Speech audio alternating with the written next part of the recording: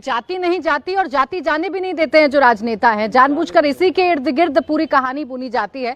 आपको इस वक्त दरभंगा की तस्वीर दिखा देते हैं, क्योंकि नेता भी, आज आखिरी दिन है चुनाव प्रचार का, तो नेता भी आज काफी मेहनत कर रहे हैं। और दरभंगा में यूपी के मुख्यमंत्री योगी आदित्यनाथ इस वक्त उतरे हुए हैं। इस सीट पर 5 बार से बीजेपी के संजय सरावगी विधायक हैं और इस बार संजय सरावगी का मुकाबला वीआईपी के उमेश सहनी से है। इसलिए मुख्यमंत्री योगी आदित्यनाथ यहां पर रोड शो कर रहे हैं और जहां जहां मुख्यमंत्री योगी आदित्यनाथ जाते हैं अपने बयानों की वजह से चर्चाओं में रहते हैं। जिस तरीके से कल उन्होंने महागठबंधन के 3 नेताओं के बारे में बयान दिया, 3 नाम उन्होंने अलग अलग तरीके से रखे, तो ये तमाम बातें हैं जो योगी आदित्यनाथ के आने से बिहार में चर्चा का विषय बन जाती हैं। पवन नारा मेरे सहयोगी हमारे साथ लाइव जुड़ गए, सीधा उन्हीं के पास चलेंगे। पवन, दिखाइए क्या माहौल है इस वक्त। बिल्कुल, आपको बता दें जिस तरीके से योगी आदित्यनाथ यहां दरभंगा में पहुंचे हैं, उसके बाद उनका 10 किलोमीटर का रोड शो है। इस तरीके से फूलों की वर्षा के साथ उनका स्वागत किया जा रहा है। क्या पुरुष, क्या महिला, क्या बच्चे जोश में हैं और यहां पुष्प वर्षा करते हुए दिखाई दे रहे हैं। योगी आदित्यनाथ रथ पर सवार हैं और यहां जय सिया राम और माता सीता जानकी का जिक्र करते हुए उन्होंने रोड शो की शुरुआत की थी। रोड शो काफी लंबा है, इसलिए तेज गति से आगे बढ़ रहे हैं, लेकिन एक बात तय है कि सिर्फ बयानों के आधार पर नहीं, यहाँ अगर आप देखेंगे हमारी इस रोड शो की शुरुआत से पहले बहुत से लोगों से बात हुई। योगी आदित्यनाथ एक अपनी इंडिविजुअल आइडेंटिटी रखते हैं जो बुलडोजर, कानून व्यवस्था, हिंदुत्व और बीजेपी के नए चेहरे के तौर पर एक अपील रखते हैं। जब वो दरभंगा में पहुंचे हैं तो उनका जोश देखकर, लोगों का जोश देखकर लगता है कि योगी आदित्यनाथ वो चेहरा है जो पैन इंडिया अपनी एक पकड़ रखते हैं और वो लोगों की इन खिंचती हुई सेल्फियों से आप महसूस और समझ सकते हैं।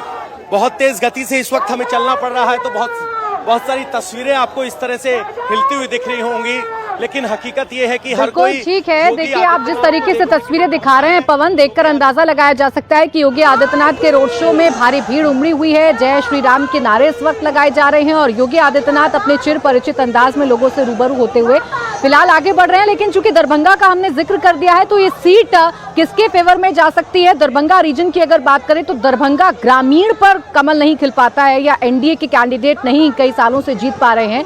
यहाँ पर आरजेडी के कैंडिडेट लगातार जीतते हैं, लेकिन बाकी अगर दरभंगा की सीटों पर बात करेंगे तो यहाँ एनडीए का स्ट्रांग होल्ड है। और विनय जी, इस बार भी लग रहा है कि एनडीए का स्ट्रांग होल्ड है या थोड़ा खिसक रहा है? एनडीए का स्ट्रांग होल्ड तो है ही। पिछली बार की तुलना में अगर आप देखेंगे तो उस इलाके में पहले भी एनडीए बहुत अच्छा करता रहा, क्योंकि वहाँ ब्राह्मणों की आबादी काफ़ी है, करीब करीब 22% ब्राह्मण आबादी है। तो ये आबादी पूरी तरह से एनडीए के पक्ष में है।